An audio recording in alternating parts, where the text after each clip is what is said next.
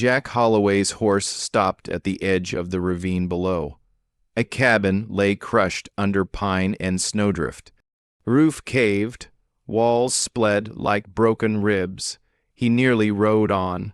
Then he heard it, a cry, faint as wind through branches. A baby. He dismounted fast, boots sinking in fresh powder. The storm had passed at dawn, leaving the Montana Canyon silent and white. Jack approached the wreckage, listening there, beneath splintered timber and canvas movement. He dug with bare hands. Splinters cut his palms, cold bit through his gloves. He threw aside beams, clawed through frozen debris. His breath came hard, clouding the air. A woman's face emerged, pale as the snow around her, unconscious in her arms, wrapped in a torn quilt. A baby girl, maybe 8 months old. The infant wailed, her cry weak but alive. Jack pulled them free. The woman's eyes fluttered open for just a moment. She looked at him, not with fear, but something else. Relief maybe, or recognition of fate. "Emma," she whispered through cracked lips. "My Emma." Then nothing. Jack assessed quickly. Woman's breathing shallow, baby hypothermic. Nearest town 8 mi through snow. His cabin 3 mi back. Off the ridge trail, no choice. He lifted them both. The woman weighed almost nothing.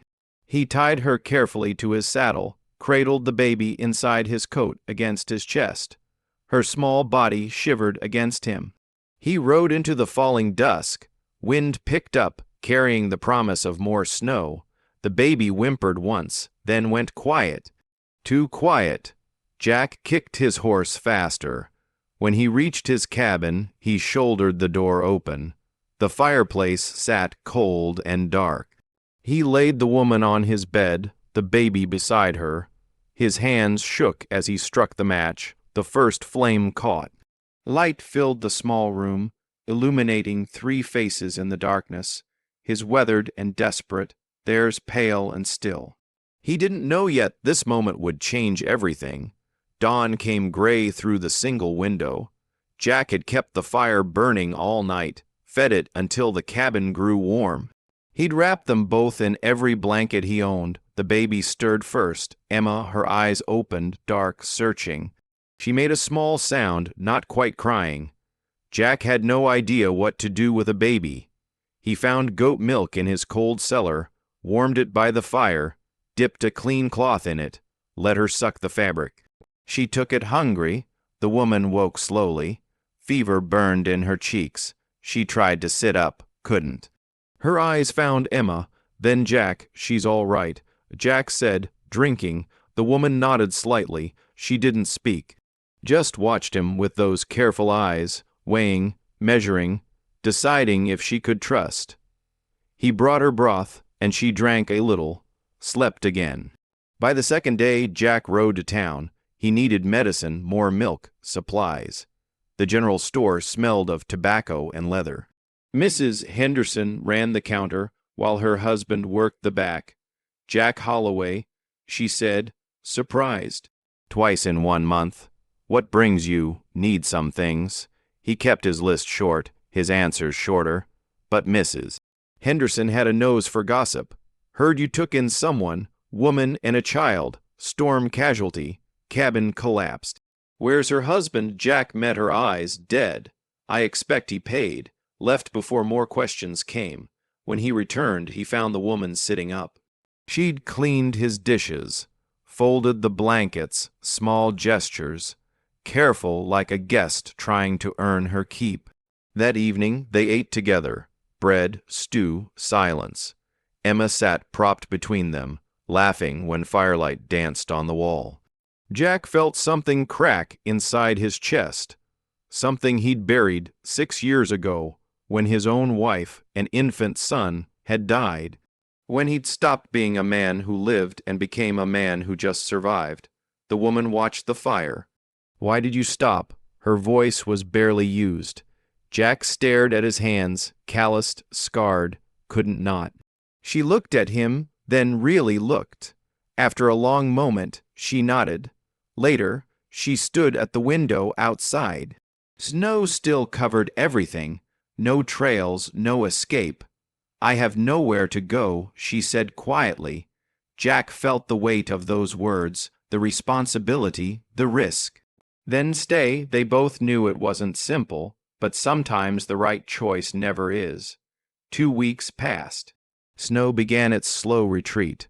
March brought mud, and the promise of green underneath. The woman's name was Sarah. She told him over morning coffee, a week after she could finally stand without shaking. The rest came in pieces. While they worked, she knelt in the garden plot behind the cabin, sorting seed packets Jack had brought from town. Bean, tomato, carrot. Emma crawled on a blanket beside her, grabbing at grass. My husband died last year, Sarah said, not looking up. Typhoid, his family blamed me, said I brought bad luck.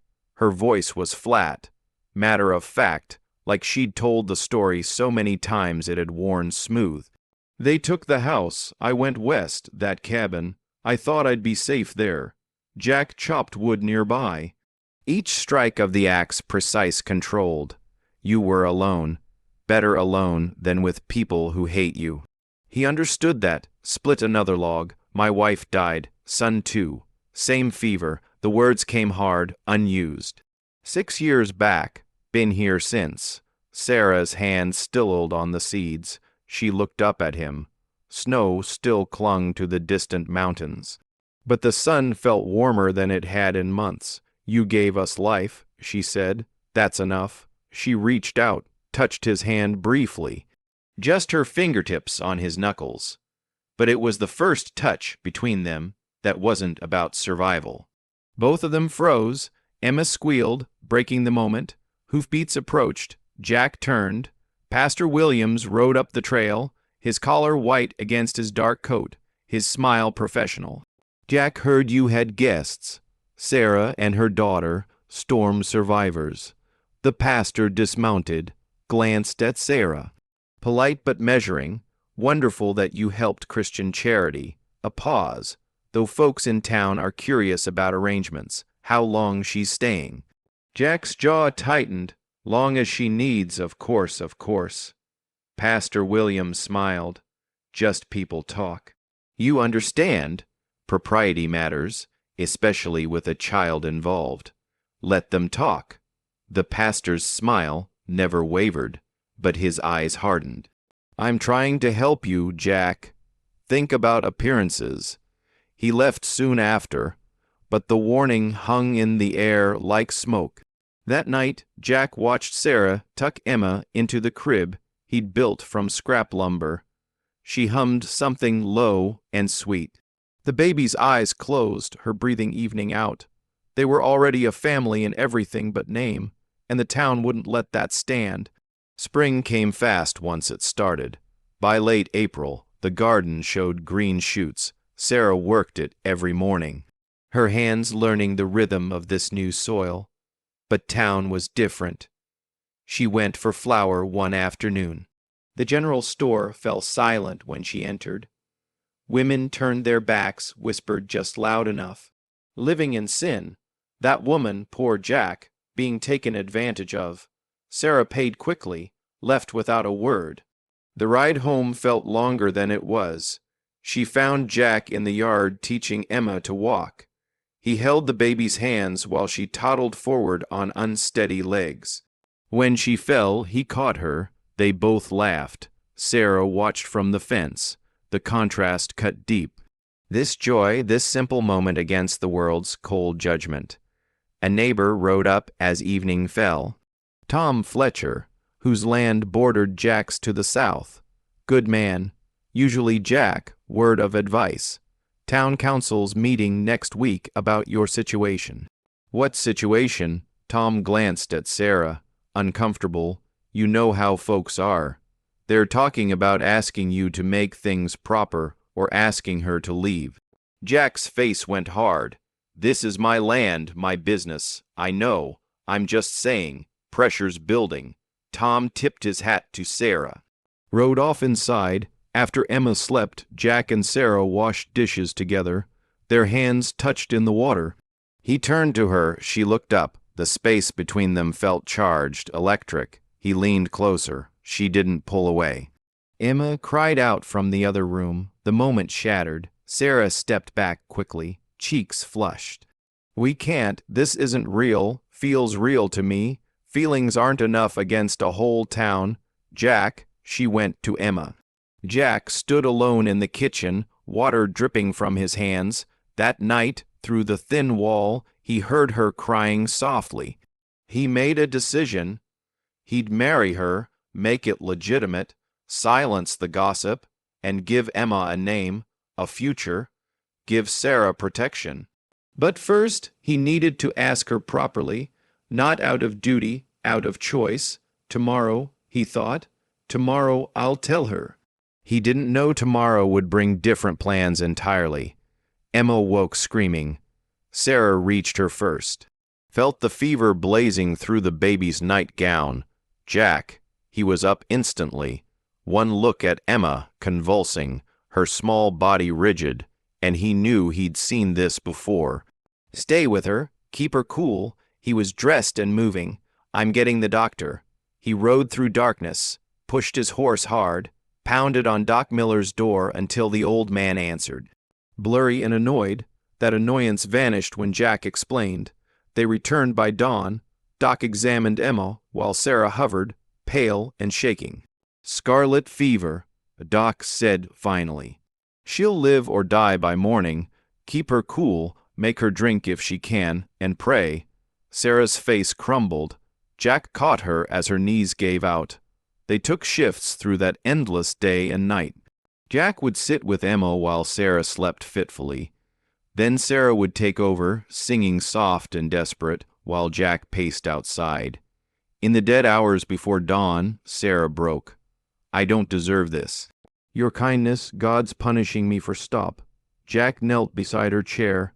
God doesn't work that way, and neither do I. Then why does everything I touch fall apart? You didn't collapse that cabin. You didn't bring fever. You're just living. That's not a sin. She wept. He held her.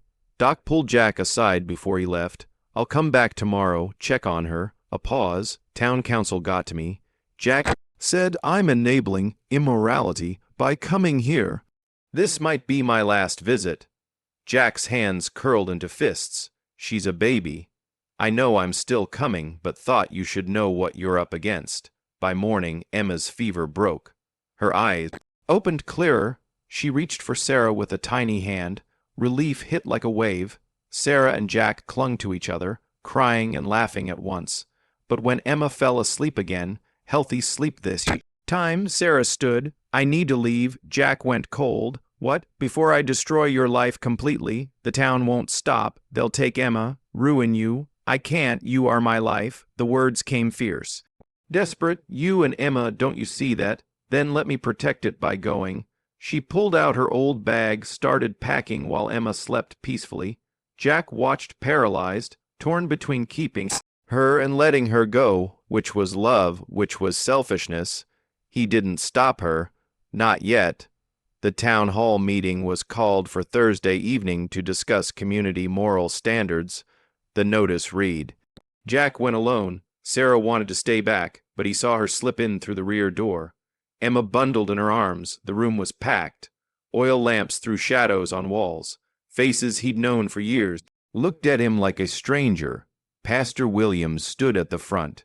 We gather to address a matter of conscience.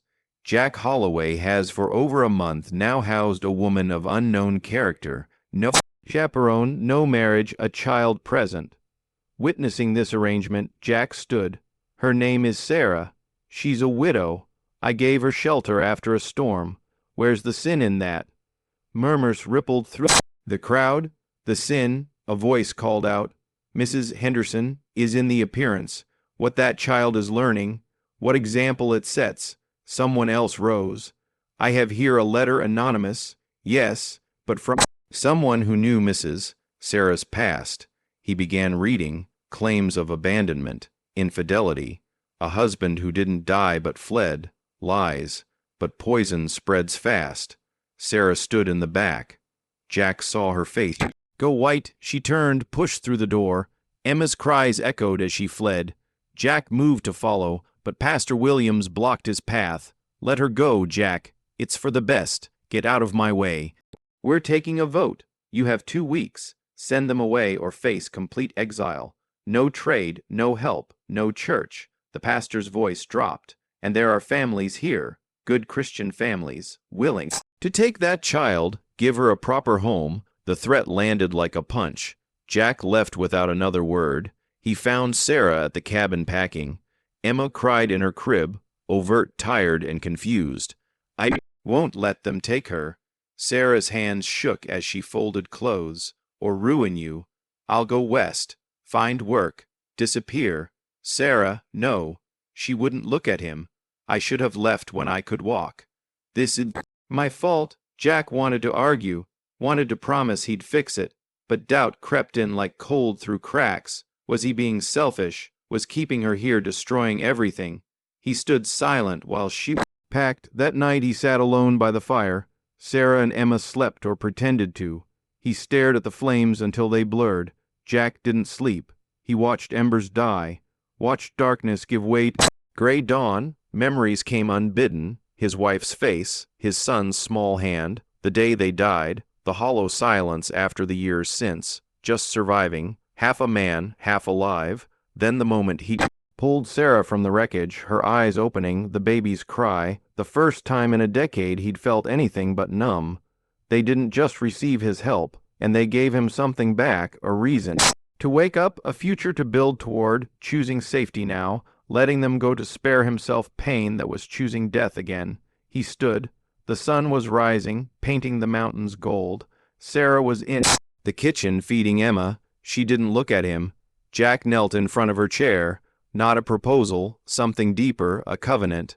"Don't go, Jack. Listen, not for me, for Emma. She deserves to grow up somewhere she's loved, where she's safe. And you deserve to stop running, to have a home. What about the town, your life? They can't take what matters. We're already family. Sarah, let's just make it true." Her eyes filled. "They'll destroy you. They already tried." He took her hand. "Whatever comes, we face it together. You're not alone anymore. Neither am I." Emma looked at him. Clear as day, she said, "Duh." First time, Sarah gasped. Jack's vision blurred with tears. The baby reached for him and he gathered her up. Sarah stood, wrapped her arms around them both. They stood there, 3 people, holding each other while morning light filled the cabin. "Sunday," Jack said finally, "I'm going to church. I'm going to ask you properly in front of everyone." Terror and hope weared on Sarah's face. "They'll destroy you. They already tried. I'm still here." She was quiet for a long moment. Then she nodded.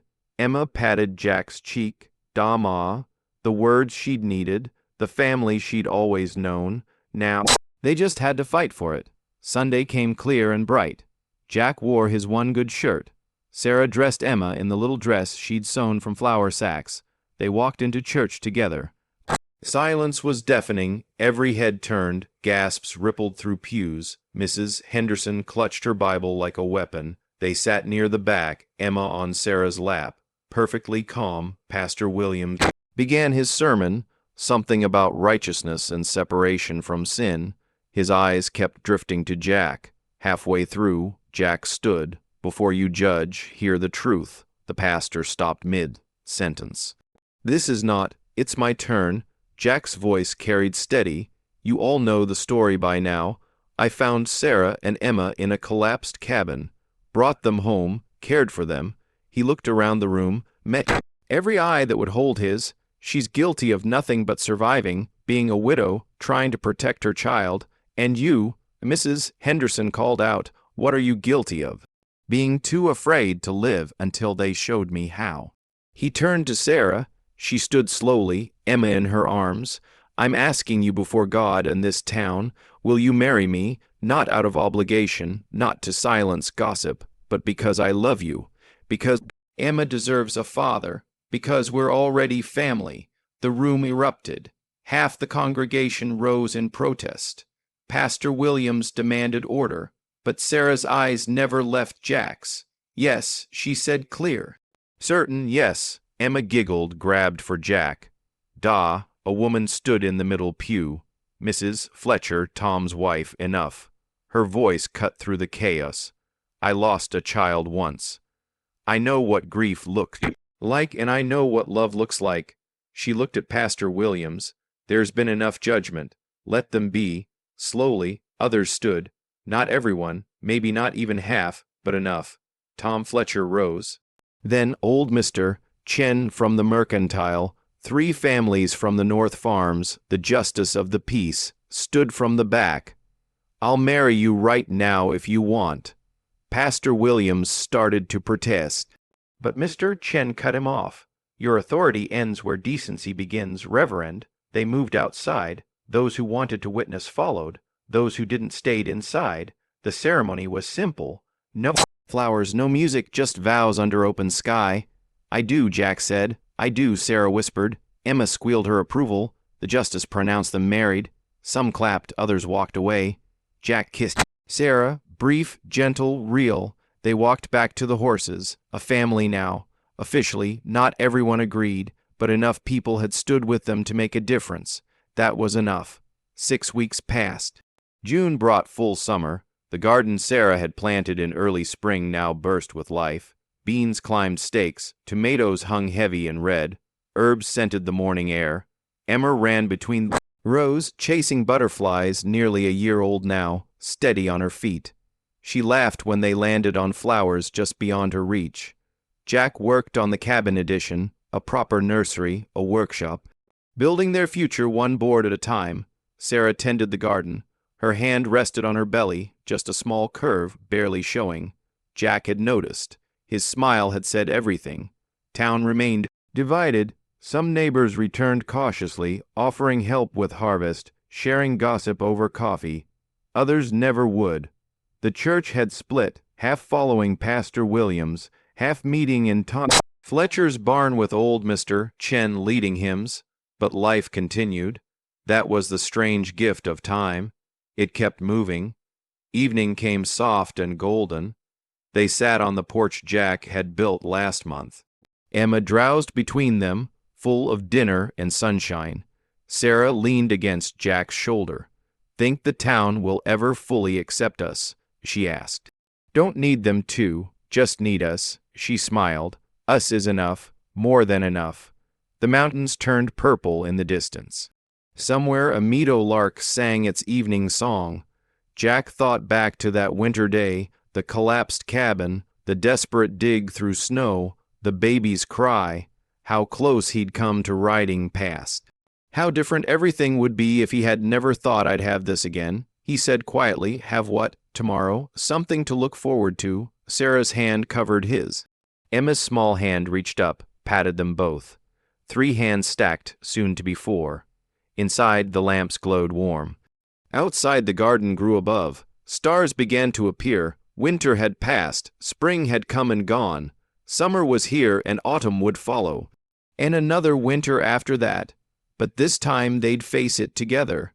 The family built from rubble, rooted now and growing. Jack stood, lifted Emma carefully. She murmured half asleep. Sarah rose, her hand in his. They went inside together. The door closed softly. Spring had come, and with it the promise of all the springs to follow. The end.